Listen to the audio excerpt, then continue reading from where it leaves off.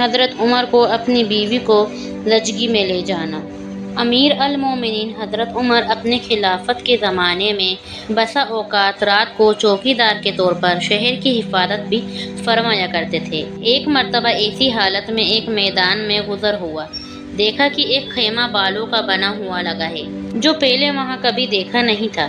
اس کے قریب پہنچے تو دیکھا کہ ایک صاحب وہاں بیٹھے ہوئے ہیں اور خیمے سے کچھ کرہانے کی آواز آ رہی ہے۔ سلام کر کے ان صاحب کے پاس بیٹھ گئے اور دریافت کیا کہ تم کون ہو؟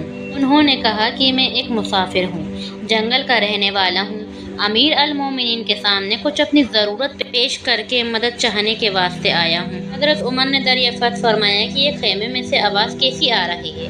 ان صاحب نے کہا کہ میاں جاؤ اپنا کام کرو۔ حضرت عمر نے اصرار فرمایا کہ نہیں، بتاؤ، کچھ تکلیف کی آواز ہے۔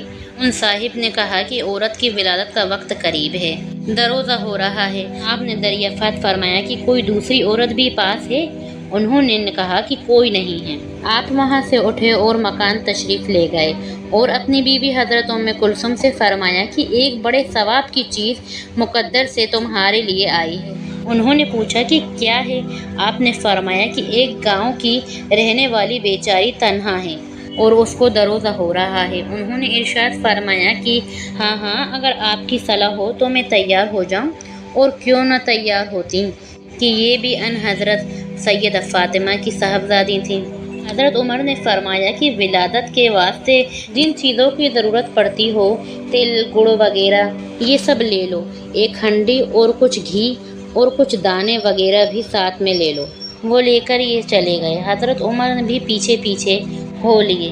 وہاں پہنچ کر حضرت ام کلثوم خیمے میں چلی گئیں اور آپ نے آگ جلا کر اس ہانڈی میں دانے ابال لیے، گھی ڈالا، اتنے میں ولادت سے فراغت ہو گئی۔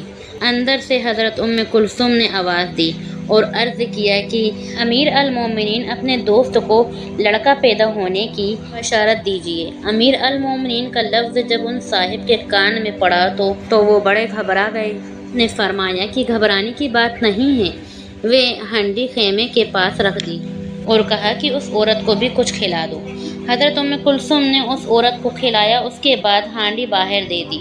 حضرت عمر نے ان صاحب سے بھی کہا کہ لو تم بھی کچھ کھا لو، رات بھر تمہاری جاگنے میں ہی گزر گئی۔ اس کے بعد حضرت عمر اہلیہ کو ساتھ لے کر گھر تشریف لے گئے اور اس صاحب سے فرمایا کہ تم کل آنا، تمہارے لیے انتظام کر دیا جائے گا۔ ہمارے زمانے کا کوئی بادشاہ یا رئیس نہیں، کوئی معمولی حیثیت کا مالدار بھی ایسا ہے جو غریب کی ضرورت میں مسافر کی مدد کے واسطے اس طرح اپنی بیوی کو رات کو جنگل میں لے جائے اور خود اپنے ہاتھوں سے پکائے۔ مالدار کو تو چھوڑیں، کوئی دیندار بھی ایسا کرتا ہے؟ سوچنا چاہیے کہ جن کا نام لیوا ہیں اور ان جیسی برکات کی ہر بات میں امیر رکھتے ہیں کہ کوئی کام ہم بھی ان جیسا کر لیتے ہیں۔ اگر آپ کو میرا یہ واقعہ پسند آیا ہو تو لائک، سبسکرائب اینڈ شیئر ضرور کیجیے گا۔ السلام علیکم۔